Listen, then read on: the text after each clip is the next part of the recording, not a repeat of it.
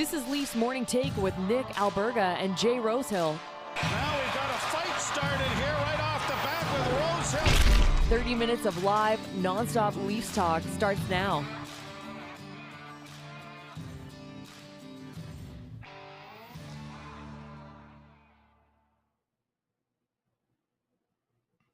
What's good, friends? Happy Friday. Welcome to Leafs Morning Take, presented by Skip and PointsBet Canada. Of course, I'm flying solo on this Friday. Nick Alberga with you. Don't fret. Jay Rosehill, limbered, loosened up, ready in the bullpen opening day yesterday. He's got 3 hits with Rosie coming up in about 5 minutes from now. Speaking of Jay, that's not the only time you'll see him on today's show. That's because we have a very special guest. We're pretty much trying to line him up for the last couple weeks since he was dealt back to the Toronto Maple Leafs. We sat down yesterday with Luke Schenn for about 20 minutes, so something you don't want to miss here on the show. We're going to play that interview in its entirety coming up in about 10 minutes from now. Remember to subscribe, tap that like button, leave us a review. Wherever you're checking us out, at the Leafs Nation 401 on YouTube. Additionally, we're available wherever you find your podcasts as well. So if you're listening right now, make sure to search Leafs Morning Take is where you can find us wherever you get your podcast. Press that subscribe button, hit some likes as well. And we're good to go at the Leafs Nation one again here on YouTube, where you can find us as well and subscribe, pretty please. Don't forget to visit theleafsnation.com for the very latest in all things Toronto Maple Leafs. Thoughts, comments, questions, or concerns. You can drop us a line in the chat down below here on YouTube. And hopefully a lot of feedback on this Luke Schenn interview. Again, we've been working tirelessly to try to make this happen the last couple weeks, and it finally came together on Thursday afternoon, about 20 minutes or so, with Luke Schenn, and that's coming up. But first, let's get over the boards. All right, so firstly, I got to give a shout out to Matthew Nyes, who we had on the show a couple months back. If you do recall, make sure to go back at the Leafs Nation 401. Once again, the YouTube page where you can subscribe and also check out our fantastic content. I know I'm biased in saying that, but we interviewed Matthew Nyes. We can now safely say we've interviewed a Hobey Baker finalist in 2023. Matthew Nyes dropped by a couple months back, so if you want, you can go back and check that out. But yesterday, he was named one of the Hobey Baker finalists, alongside Adam Fantilli, who goes to Michigan, of course, Canadian kid, played for the World Junior team at the World Jays a couple months ago, and Logan Cooley, which, funny enough, is one of Nyes' line mates, he of the Arizona Coyotes organization. So those three in the running to win the Hobey Baker Award. So shout out to Matthew Nyes. I guess we can call him a friend of the show as well, because he guested on this show, and who knows, down the road, maybe we have him again. So setting up this weekend for the Maple Leafs, a back-to-back at the Ottawa Senators coming up on Saturday. I think important to stress, too, I think if you're looking at something to bet on for the majority of the season or the rest of the season, or even this weekend, it's goal scoring. And predominantly against the Ottawa Senators, 22 goals scored in 3 meetings with the Sens. Toronto's grabbed, a couple of those games against Ottawa, which is great to see as you see the matchup via producer Alex on your screen. It's always tight, especially with it being on Hockey Night in Canada. I would expect maybe a bit of offense in that game. And the game on Sunday when they host the Detroit Red Wings, so another back-to-back. They've won 2 of 3 against the Wings this year. The scores have been 4-2, 4-1, and 4-1. So maybe a bit of a sniff or a hint, I should say, at the under against Detroit. But maybe you look at the over when it comes to the Ottawa Senators. I'm most curious to see what happens with the lineups this week. And again, they're starting to mold things into shape. Timothy Liljegren hasn't been as strong as of late, so maybe he continues to be that 7th defenseman. Does Ryan O'Reilly return this weekend? Outside shot at that. Eric Gustafson's been away from this team for the last little while, but there's a couple things that have been solidified. We talked about this on yesterday's show. The McCabe pairing, it's been really, really strong with TJ Brody, and I would anticipate that continues along here for the Maple Leafs as they get set for their first-round series against Tampa Bay Lightning. And then that Yarncroke line. It's funny to call it the Yarncroke line, but Yarncroke, Matthews, and Marner have been outstanding for a long period of time now. So I wonder if that continues right along until maybe they gave Sheldon Keefe a reason to split them up. But I can't see that happening anytime soon. And I've been saying this for a while. I actually don't mind the prospects of a Bunting-O'Reilly combo on a third line, if you want to call it a third line. I hate numbering lines in this day and age, but that's what I'm most curious about. And I do think they'll take a poke and a peek around the corner when it comes to Ryan O'Reilly and that combo with Michael Bunting. So that's what's in store for this Maple Leafs team coming up this weekend. 8 games remaining. After this weekend, just 6 remaining. So you can smell the Stanley Cup playoffs. And again, welcome to the month of April coming up tomorrow as well. Can't believe this is the final day of March. It's just flown by. And it's just great news when you get Major League Baseball back opening day for the most part yesterday. And you just have that feel that the Stanley Cup playoffs are just around the corner. And that's what we've pretty much, in Leafs land at least, been waiting for all season long. Before we get to Luke Schenn, let's hear now from the one and only Jay Rosehill.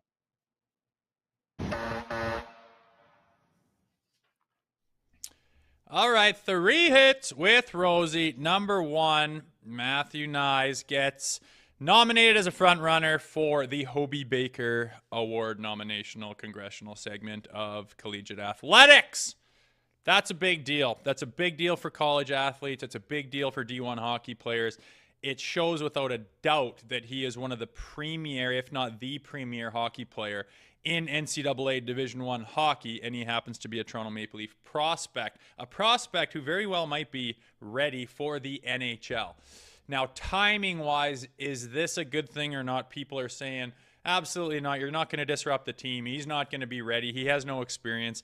Other people are saying, you know what? If he's that good and he fits the mold and he can bring something the team doesn't have, why not? And I'm of the school of thought where I think you can insert him into the lineup. I think you can get him going. He's fresh out of playing in the Frozen Four. He'll have all of his juices flowing. He'll be ready to rock right into the playoffs. And sometimes when you get thrown into a situation that you don't even have time to think about and you may not have the experience to necessarily normally have success, you can just put the blinders on, throw yourself in with 2 feet, and away you go. And I really think with the way this guy plays, he is a big, strong-bodied power forward who can make some plays. And if you imagine mixing him in there, with Ryan O'Reilly or Bunting, or even on that 4th line with Czar and Kampfer, wherever he could possibly fit on this roster, I think it's certainly worth a try, especially if something isn't going right in the series or on the previous game. You could justify throwing him in there. I want it to happen just to see what happens. I think this kid's a stud, and I liked everything about him when we interviewed him. Number 2 and 3, we got a back-to-back this weekend. We got the Sens on Saturday, another rivalry game, so to speak, and then the Red Wings the next day. So it's a good chance for these guys to build on what they've been doing, start to solidify these lines, start to solidify these D pairings, start to build on where you're headed, build that momentum up. That's all these guys are thinking of. There's not a whole lot to say. It's the name of the game right now. Sure, you want to get wins. Sure, you want to play well. But at the end of the day, it's not all about 2 points anymore. It's about figuring out what works best and rolling with it. So that's what they're doing this weekend. We'll see how they go. All we can say is that the team's looking pretty damn good. All we're doing is looking at our calendars, looking at our watches, waiting for this damn season to be over so the real one can start. And cheers to that, Jay Rosehill. I'm with you on that front. It just seems like the games following the trade deadline just go on and on and on. They drag on like crazy. So I'm looking forward to the Stanley Cup playoffs as well. I like the breakdown of Matthew Nyes in the back-to-back coming up this weekend for the Toronto Maple Leafs. Meantime, brought to you by our new friends over at Skip. We're happy to tell you about Mitch's Dishes by Skip using the promo code TLN15. That's TLN15 on the new Skip the Dishes app. You'll get $15 off when you spend $30 or more on Mitch's Dishes. Again, TLN15 is the special promo code. You'll get $15 off when you spend $30 or more on Mitch's Dishes. Please note this offer is exclusive to Skip. Additionally, a portion of the proceeds will be donated to the Marner Assist Fund to combat food insecurity. Skip is currently serving up game time eats across the GTA in Ontario in the likes of Brampton, Guelph, Kitchener, Toronto, Oshawa, and Waterloo, among other great places. If Mitch likes it, it's got to be great. And Alex, we have to hear that sound effect, my man. Let's hear it. Did somebody say Skip? I said Skip, and thank you very much to Alex for breaking that down. Without further ado, we've been teeing it up all show long. Ladies and gentlemen, Luke Schenn. Welcome to the show, a long-awaited guest. We have the human eraser himself, Luke Schenn, freshly minted Toronto Maple Leafs. Once again, this thing's come full circle, baby. How are you doing, Luke? Doing great. Thanks for having me back on the show, I should say. I was probably one of your first guests at the start of the year, wasn't I? And you were trying to pressure me into giving you some Leaf tidbits and asking about back, weren't you? I was testing out your media training, and you handled yourself just as we expected, giving us nothing but, oh baby, how the tides have turned. You are back in a Maple Leaf uniform. I know you enjoyed everything and your time with Vancouver and everything else, but we thought that there was a possibility you'd be a good fit in a Toronto Maple Leafs uniform again. Now that that's actually happened, man, What is it like to be back in the big smoke? What are the memories you have? Some of the familiarities, the faces you see. What's it like to be back there and kind of come full circle? It's unbelievable, honestly. I mean, it's actually hard to believe coming back. Obviously being drafted here and just kind of what this organization means to me personally, where it all started. I think as a young guy, you appreciate wearing the jersey, what it means, but not to the extent I do now. And that just goes with, the experience with your career and having just a better appreciation of what it means to wear the blue and white. It's just, that's incredible that, like you said, to come full circle. And I was young and naive, 18 to 22 years old or whatever my time I was spent here. Now to kind of come back here as an older guy, you just have a different sense of what it means. And in saying that too, I never got the chance to play meaningful hockey here in terms of playoffs or nothing like that. My first go around, it seems like we're always out of it, by All-Star break or whatever. So now to be back here and at the best time of the year and kind of feel the buzz around the city, it feels great. And get to play back in the old barn where you built, right? So I'm still waiting for that Rosehill jersey to get up in the rafters. When's your big day? I don't know. Hopefully it's coming soon.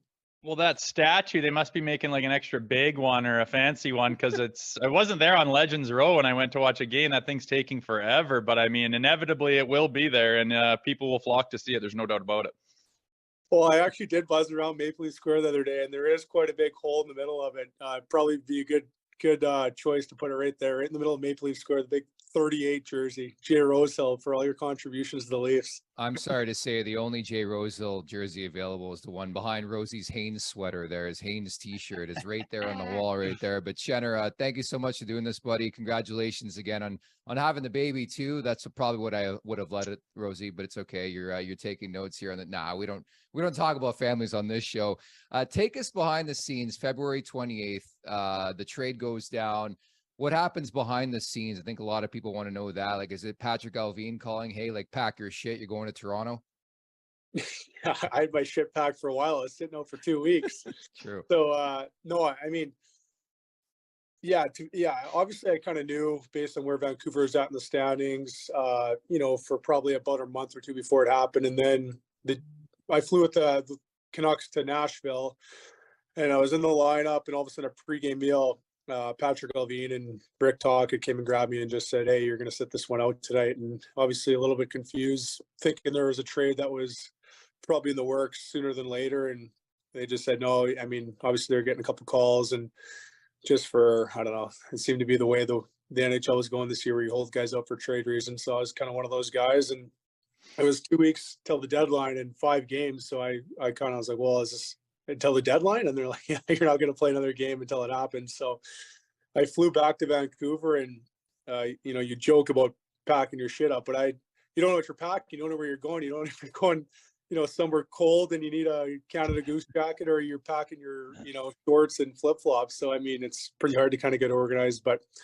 yeah, I went back and just started skating with the Canucks skills coach, and did that for a week and a half, and then got traded, and then joined the team in Calgary on their West Coast trip, the Leafs, and played there, and then in Vancouver, which was back home, and then got a couple under my belt, and then they were nice enough to, given the family situation with my wife being due, to let me stick around Vancouver for a bit. And they actually left, their skills coach in Vancouver with me, and we rented ice at UBC and skated with him one-on-one for about a week. So not a lot of game time there, and I guess about a month or so, but everything worked out great that way. And now, just trying to work myself back into it here and get up to speed with the team, and really enjoying being back.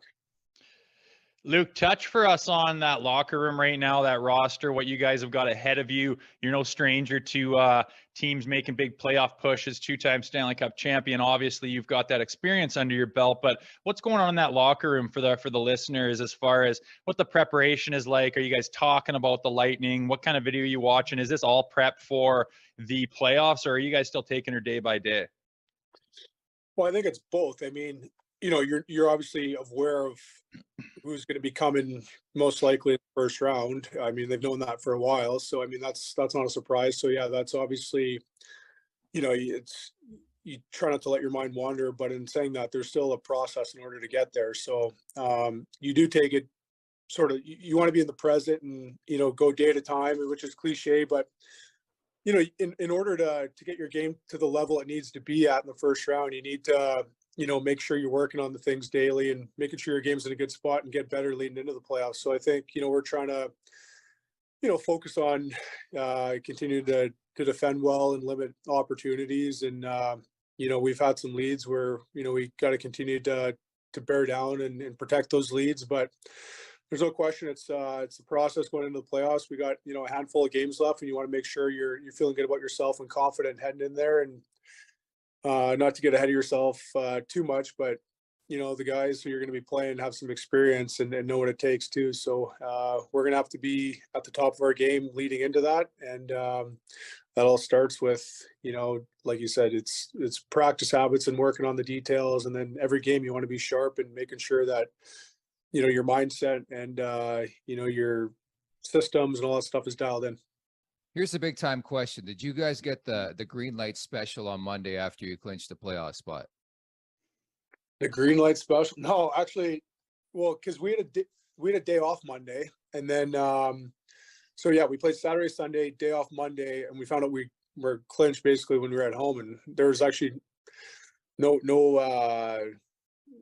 real celebration. But I guess Sheldon Keefe acknowledged it the next day in her video session, saying, well, it's something to be proud of. Obviously, it's not the end goal, but that was pretty much all the recognition that we got. No one even really talked about it. It wasn't anything that guys got fired up about. I think there's higher expectations about here. Obviously it's you got to be proud of yourself when you clinch a playoff spot with 9 or 10 games remaining, or however many it was. That's no small feat when teams are battling it out till the end for wild cards and different things like that. But in saying that, definitely guys got higher hopes for sure. So no, guys didn't send it. That's what you're asking after that.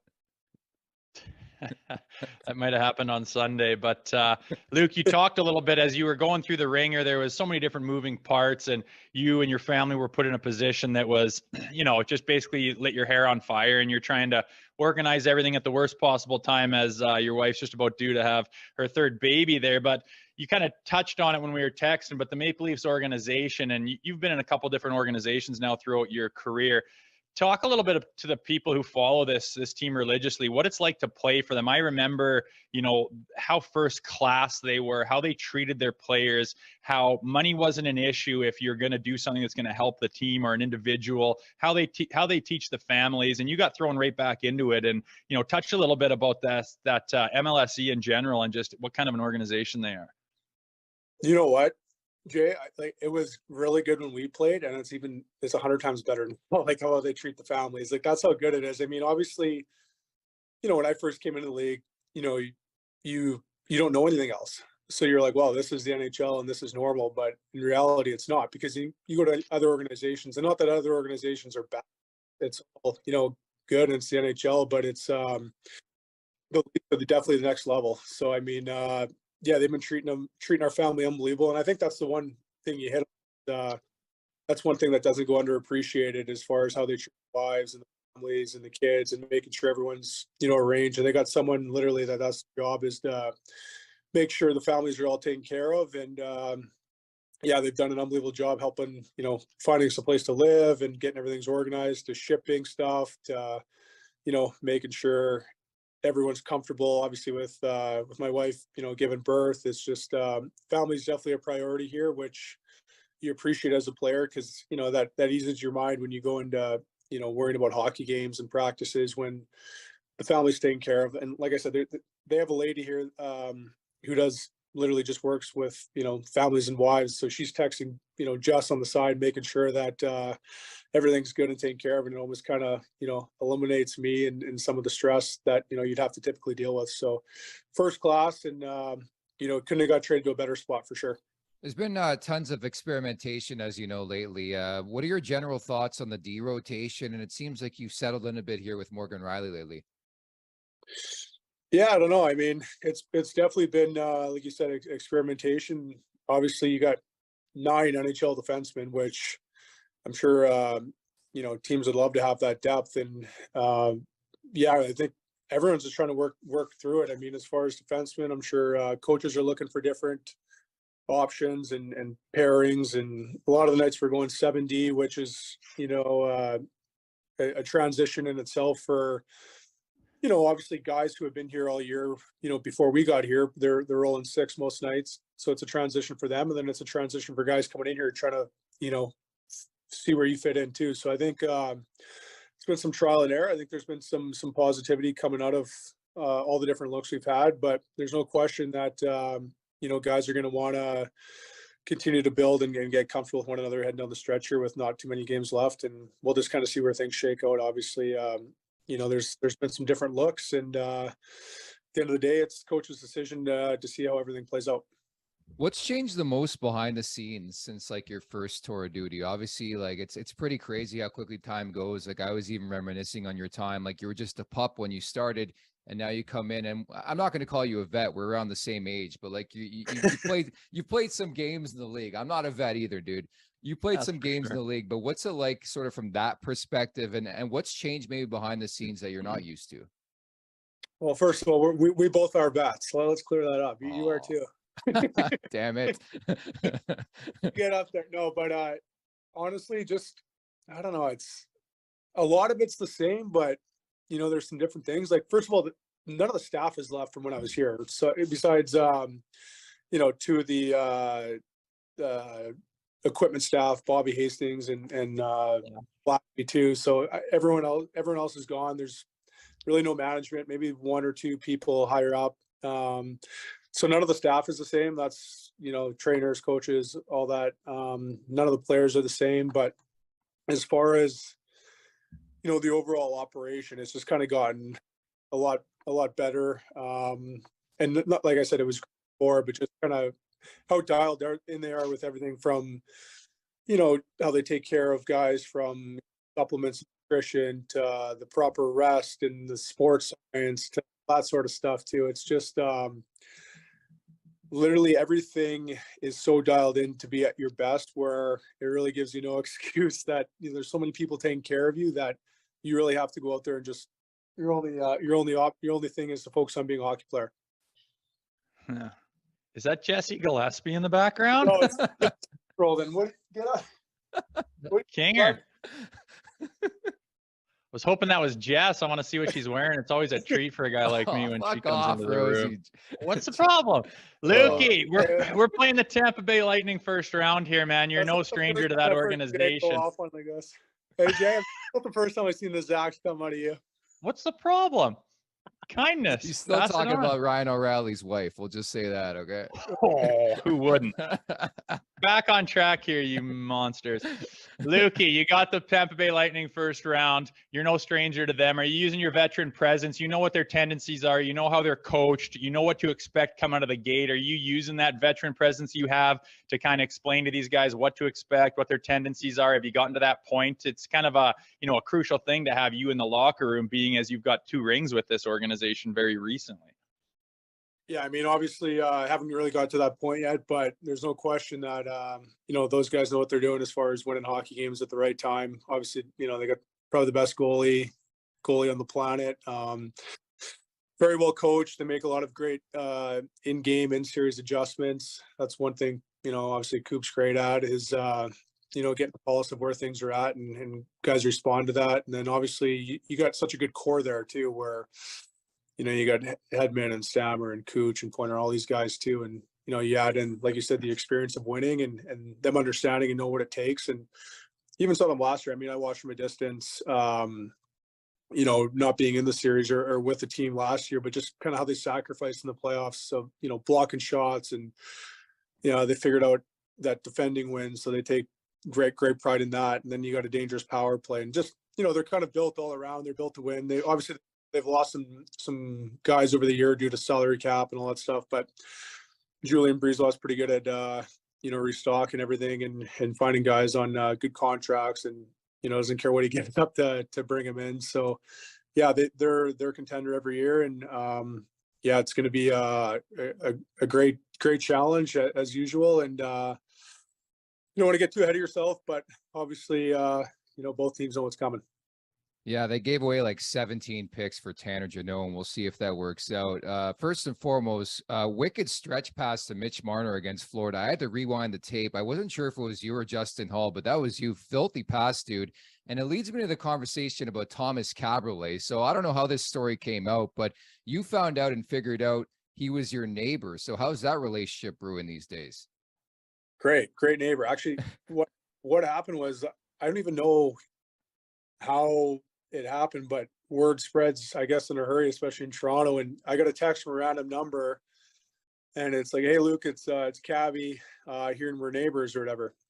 And I haven't talked to him because, when I was here, we were D partners, and he was such a good veteran guy to me and treated me with great deal of respect. And I looked up to him too, and really tried to learn off him.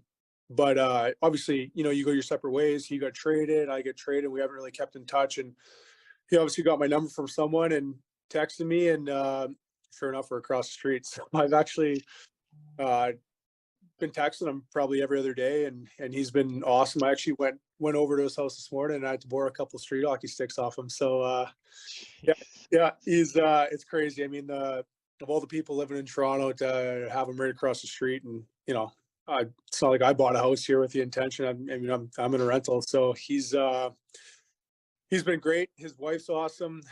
She's reached out to my wife too, and they got some kids as well. So yeah, it'll be great to get everyone together. And I mean, it's crazy. It's such a busy schedule, especially this time of the year, that you'd love to see them more and more. But what a small world. I can't believe it. It's you date back where I first met him and played with him as a partner 15 years ago. And here we are, neighbors. And he hasn't played, I think he told me 10 years or something like that. It's been since he's done. So yeah, it's crazy. So you got to check out his restaurant.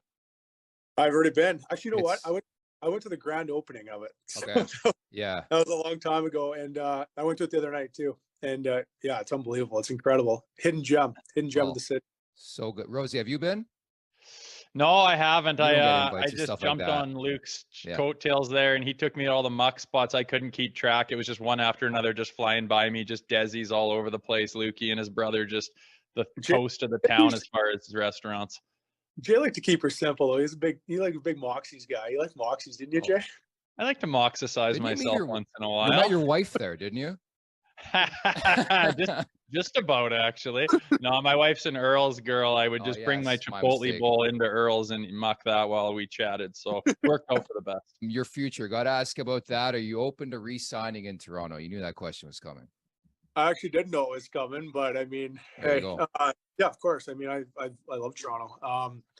And saying that, I think there's obviously other priorities right now, and first is winning some games, and the rest will take care of itself. The one thing you realize is when you win, everyone has opportunities to to do well. So I mean, that's the main priority. I haven't really thought much of it, but of course, I love Toronto. I've always said that. I loved it here my first time. I love it here again. It's a great organization, great city, passionate fan base. Good bunch of guys in the room. There's nothing not to love about it. But yeah, we'll see. That'll take care of itself down the road. The one thing I'm not good at doing is predicting the future. Every time I think I'm not getting traded, I get traded, or I think I'm going to end up here, I end up somewhere else. So who the heck knows? But there's no question. I love every bit of it here. Well, Jay Rosehill predicted a 7-year deal extension with the Leafs. So there you go. He predicts everything here on this show, right, Rosie? Oh, man. I want to see Luke deep into his 40s, still headman in that puck like crazy. 7-year deal. What's your agent feel? How are you right now, Jay? I would like a piece of that if you get it. I mean, the promotion you're getting on this show is through the roof. So don't forget about the young fellas, right? What's your guys' listeners these days? How many are we going to racking up thousands per show, or where are we at? It's getting up there. Maybe we think we had $100,000 in a month there the other month. Yeah, people are starting to take notice. Rosie's not analytics guy. You know this. I handle that portion of the program. He brings the heat. He brings the fantastic guests. But yeah, there was a time around deadline time we thought we were insiders, throwing some insight out there a bit. We got some hits, but I think we're up to 1.2 thousand subs. So we're making our way up there. And of course, Frank Sarvalli's been helping out with that too. Yeah, absolutely. No, you guys are doing great. I mean, I've been following, obviously, follow Jay and stuff on Instagram. You You guys are doing great, so keep it up. You guys are the hottest show in town, in my opinion. Big fan of Leafs Morning Take right there, Luke Schenn, and we appreciate his time. Just about 20 minutes or so, we sat down with him, and just a lot of fun, as you can tell in that interview, as we shift on over to the PointsBet wrap-up here on the show. And as predicted, the chat's been hot. A lot of you appreciative of that interview. If you do appreciate the interview, please subscribe. Hit that like button at the Leafs Nation 401 again, where you can subscribe. Tim York writes in, was surprised to hear Cabriolet lived in Toronto. Thought he went back to Czechia. I think he's got a place in both, actually. I've been to his restaurant. I actually know somebody who's really close with Cabby, too. So he's in and out of Toronto. But still, I think that's so cool that him and Luke Schenn are neighbors now. And you got a bit of that insight and a bit of that story in that interview right there. And again, if you missed bits and pieces of that interview, we will have it up a bit later on our YouTube page at the Leafs Nation 401, where you can subscribe to all their great content. But we'll have the interview up in its entirety coming up later on. PS17 writes in, Nyes needs to sign an ELC first. That's an important note to make. If and once that happens, then let's see if he can fit in with a limited time before the playoffs. I totally agree with you. I know we're all excited about Matthew Nyes, but again, it's going to be a small sample size, and the Stanley Cup Playoffs is unlike any other. I don't care if you're coming for the NCAA, junior hockey. It's just not the same. PS17 also writes in what kind of deep pairings he would like. Riley Brody, McCabe, Schenn, Geo Hall, and Liljegren, and is his seventh defenseman. Andrew writes in, Riley and Schenn all day, the spear and the shield on D. I like that quite a bit, so appreciate your input on the show. A lot of you are big fans of that moment regarding Ryan O'Reilly in the interview. Rosie's hilarious. You all know this by now, and it's been such a blast working with Jay the last couple months. And again, very appreciative of Luke coming on the show. You never know. Once they win the Stanley Cup, maybe we get Luke back on the show. Maybe he invites us to a Stanley Cup party, because, again, he does have 2 cups, and I've heard some legendary stories, and I mean legendary stories, of Jay Rosehill being at Luke Schenn's Stanley Cup parties and just being Jay Rosehill. And we all know by now what that could potentially mean. But anyways, I appreciate all the insight, all the subscriptions this week, all the input this week on the show. It's been a lot of fun, and we're getting closer and closer to the Stanley Cup playoffs. Again, coming up this weekend, a road game against the Ottawa Senators tomorrow on Saturday, then home to the Detroit Red Wings on Sunday as we get closer and closer to the fun stuff. And round 1 against Tampa. Tampa wins last night, so Toronto 4 points up, but they have 2 games in hand when it comes to second in the division. So trying to solidify that and get set for game 1 against the Lightning. Many thanks to producer Alex. Also, many thanks again to Luke Schenn for popping by, and Jay Rosehill, not here in spirit. He is here in spirit, I guess we can say, but not here actually on the show physically. But he's the man, the myth, and the legend. I'm Nick Alberga. Thanks so much for listening and watching. Have a great weekend. Take care.